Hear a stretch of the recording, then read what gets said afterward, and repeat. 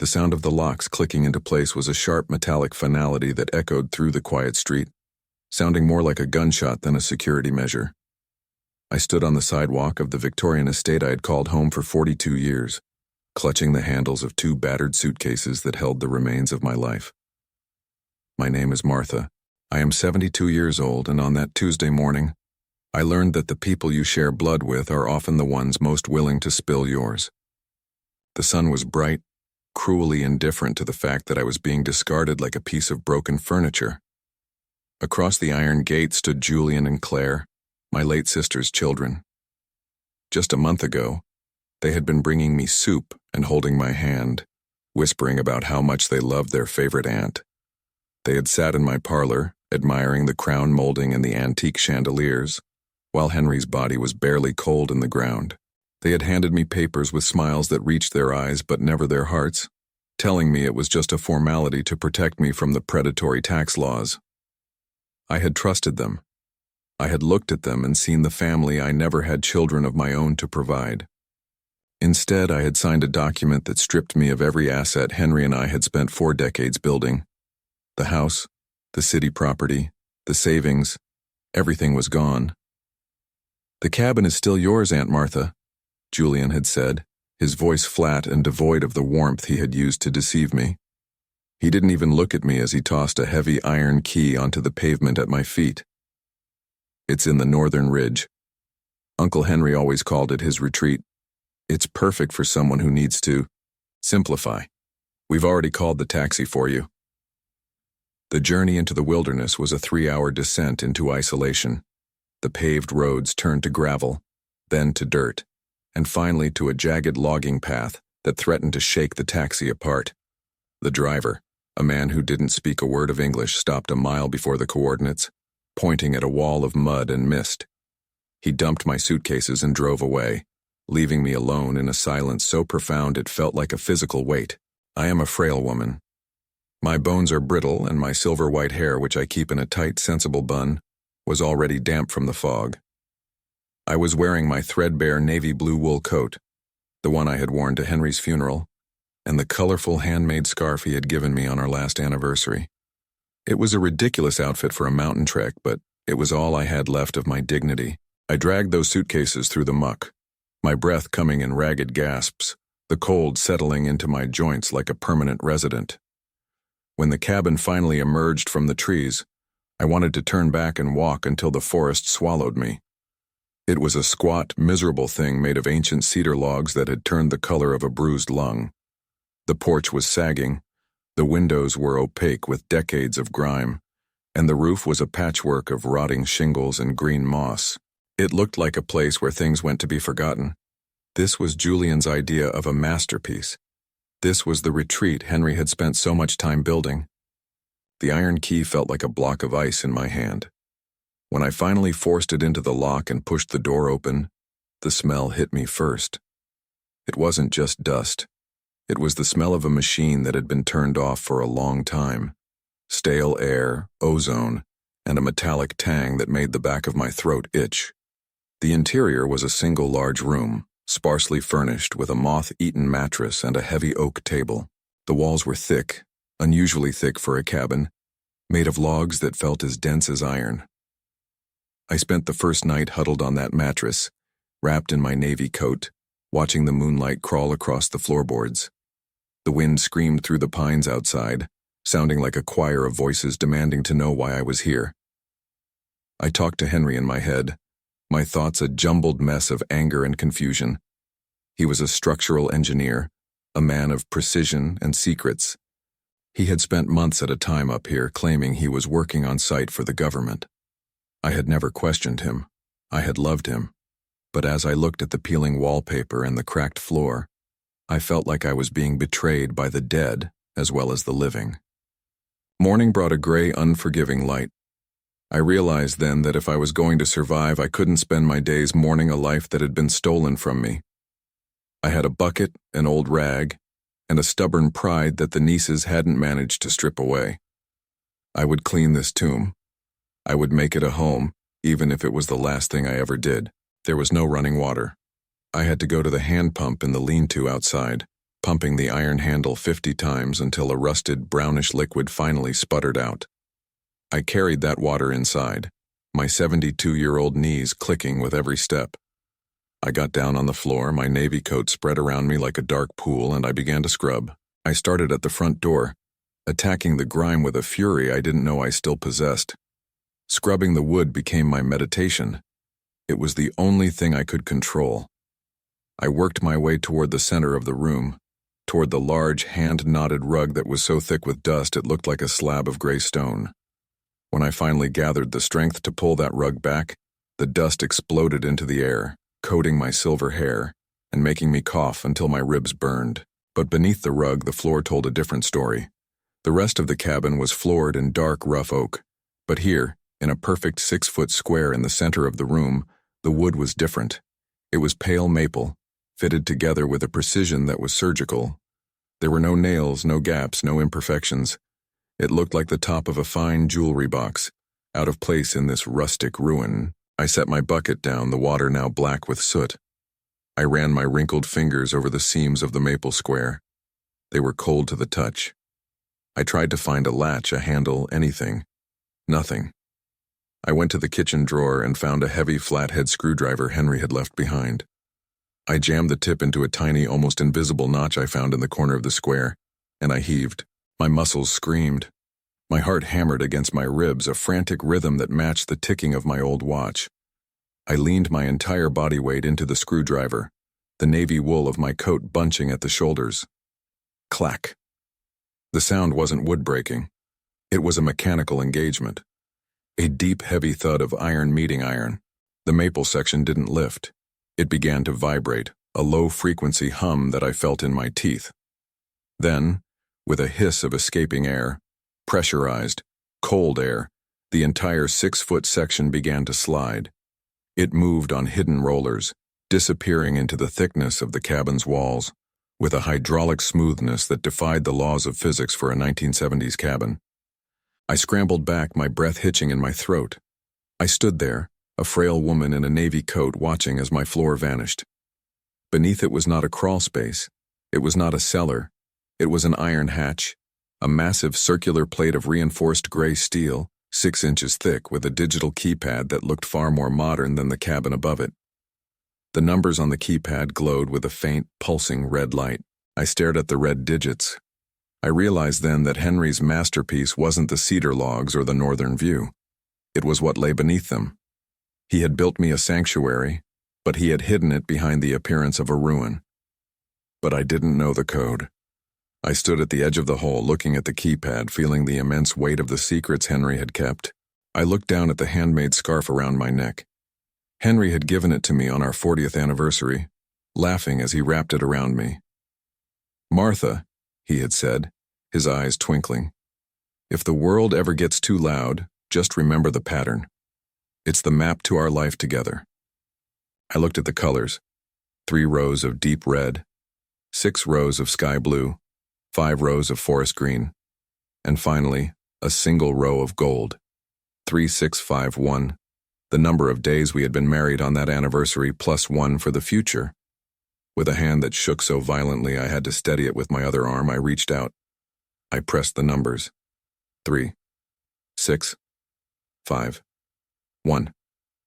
The keypad beeped, a high, clear tone that sounded like a bell. The iron hatch didn't just open. It exhaled. A massive release of pressure whistled through the seal, smelling of ozone, oiled metal, and a strange, sterile cold. The heavy steel plate began to sink into the floor, rotating as it descended, revealing a concrete shaft with a polished stainless steel ladder. I stood at the edge of the abyss, my navy blue coat fluttering in the upward draft. I looked down into the dark, realizing that my life of poverty and betrayal was about to end, and something unthinkable was about to begin. I put my foot on the first rung. I began to climb down into the belly of the mountain, leaving the world of Julian and Claire behind, descending into a secret that was worth more than their lives. The stainless steel rungs were cold, biting into my palms with a clinical chill that seemed to reach all the way to my heart. Each step I took down into the concrete shaft felt like a step away from the woman who had been beaten, discarded, and humiliated by her own kin. The air down here was different. It was filtered, recycled, and moved with a low, predatory hum that vibrated through the very soles of my boots. I reached the bottom of the ladder and stood before a second door, an iron bulkhead that looked like it belonged on a submarine. I turned the manual wheel lock, my breath hitching as the heavy tumblers fell into place with a sound like a falling guillotine. The door swung inward on silent, greased hinges. I stepped through, and the lights, activated by a motion sensor I couldn't see, flickered to life with a series of sharp electric cracks. I stopped breathing. I was standing in a vault that defied every law of reality I had ever known. It was a subterranean cathedral of reinforced concrete and high-density steel, 60 feet long and 30 feet wide. The walls were lined with climate control units that maintained a perfect, dry temperature, protecting the treasures within from the rot of the northern wilderness above. And the shelves were a testament to a secret that had outlived the man who built it. In the center of the room stood a series of industrial pallets wrapped in heavy, translucent plastic. I walked toward them, my footsteps echoing in the sterile silence. I reached out with a trembling hand and tore a hole in the plastic of the nearest pallet. My knees finally gave out. I collapsed onto the cold concrete floor, my silver hair falling into my face as bundles of $100 bills spilled out like a paper waterfall. These weren't just stacks. They were bricks of currency, bound in official Federal Reserve bands piled 4 feet high. I moved to the next pallet. More money. I moved to the back wall, where a row of smaller iron lockers stood. I pried one open with the screwdriver I still held in my hand. Inside, gold bars, stamped with a seal I didn't recognize, gleamed with a dull, heavy light that seemed to swallow the shadows. On a metal desk in the corner, I found the ledgers. I sat in the high-backed leather chair, my navy blue wool coat feeling out of place in this high-tech tomb, and I began to read Henry's neat engineering script. The story was unthinkable. Henry hadn't been just a structural engineer. He had been a silent architect for a private, ultra-secretive security firm during the height of the Cold War. He had been commissioned by a group of private investors, men who believed the end of the world was a mathematical certainty, to build a series of contingency vaults across the continent. This money was meant to be the seed capital for a new society, $300 million in currency and gold set aside to rebuild from the ashes. But the world didn't end. The firm was dissolved in the 90s, the records were burned in a clerical fire, and Henry was left as the only man alive who knew where the keys to the kingdom were hidden. He had spent 30 years watching this money, never touching a single dime, living a modest life with me in the city. He had known that my nieces and nephews were vultures. He had seen the greed in Julian's eyes long before I did. He had left me the useless log cabin because he knew it was the only thing they would never value. He had given me a death sentence in their eyes, knowing it was actually a throne. I sat in the vault for hours, surrounded by a fortune that could buy the city 10 times over. I thought about the cold, smoky night on the mattress upstairs. I thought about the way Claire had laughed when she tossed my suitcases onto the sidewalk. I thought about the way Julian had smirked when he handed me the key to the ruins. Betrayal is a poison, but wealth like this is the antidote. I knew I couldn't just walk into a bank. I needed to move with the same surgical precision Henry had used to hide this place. I used the vault's satellite terminal, a hidden computer linked to an encrypted network Henry had maintained, to begin the process. He had left instructions, a network of offshore legacy trusts that were still active, dormant accounts waiting for a biological match. My signature, my thumbprint. I didn't leave the cabin. For 7 days I stayed in that cedar shell, living on canned soup by the fireplace at night and managing a global financial empire from the vault by day. I moved the money in increments, shifting it through the channels Henry had cleared decades ago. I watched the numbers on the screen climb until they stopped being money and started being power.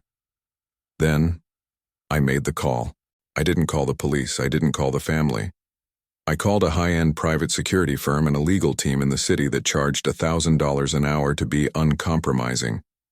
I told them I had inherited a property of immense historical and financial value and required an immediate armed extraction and a full-scale legal defense of my interests. When the 3 black SUVs arrived at the cabin, the dust of the logging road billowing behind them, I walked out onto the sagging porch. I was still wearing the navy blue wool coat and the colorful scarf, but the frailty was gone. I stood tall, my silver hair pinned back as armed men in suits cleared the perimeter. "Mrs. Hartwell," the lead attorney said, stepping out of the car. "We've reviewed the documents you sent through the encrypted link. It seems your family has committed a series of very grave errors." "They didn't just commit errors," I said, my voice as cold as the iron hatch. "They committed a crime against a woman who loved them. I want them to see what that costs." I didn't go back to the Victorian house immediately. I let them stay there for 1 more week. I wanted them to get comfortable. I wanted them to start spending the money they thought they had stolen. I spent that week in a 5-star hotel under an assumed name, watching my legal team systematically dismantle every forged power of attorney and fraudulent deed the family had filed. The morning of the eviction was a beautiful, clear Tuesday, exactly 7 days after they had kicked me out. I sat in the back of a luxury sedan, parked across the street from the Victorian estate. I watched through the tinted glass as the sheriff's deputies arrived. I watched as the front door was forced open. Julian was the first to be escorted out. He was wearing one of Henry's old robes, a coffee cup in his hand, his face a mask of confusion that quickly turned to terror. Then came Claire, screaming about her rights, her hair in rollers, clutching a designer bag she had bought with my savings. One by one, they were led onto the sidewalk, their belongings tossed into the same mud they had left me in. The lead deputy handed Julian a folder. I could see the blood drain from his face as he read the first page. It wasn't just an eviction notice. It was a federal indictment for fraud, embezzlement, and elder abuse. My legal team had found every cent they had moved, every lie they had told the bank. They hadn't just lost the house, they had lost their freedom. Julian looked toward my car. He couldn't see me through the dark windows, but he knew I was there. He knew the frail old woman had found the masterpiece he was too blind to see. I felt a moment of pity, the old Martha trying to resurface. But then I remembered the smell of the damp cabin.